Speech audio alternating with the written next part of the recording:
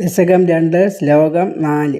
തത്താദൃങ്മധുരാത്മകം തപ വപുഃസംപ്രാപ്യ സമ്പന്മയീ സാ ദേവീ പരമോത്സുകാ ചിരതരം നാസ്തേ സ്വഭക്തേക്ഷപി തേനാസ്യ ബദകഷ്ടമച്യുത വിഭോ ത്വദ്രൂപമാനോജ്ഞകപ്രേമസ്വൈര്യമയാത് ചാപലബലാ ചാപല്യവാർത്തോദഫൂൽ.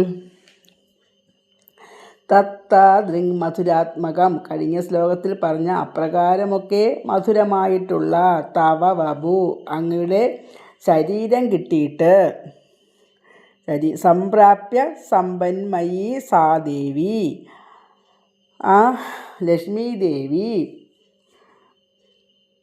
പരമോത്സുക ഉത്സാഹത്തോടെ അങ്ങയുടെ അടുത്ത് തന്നെ ഇരിക്കുന്നു.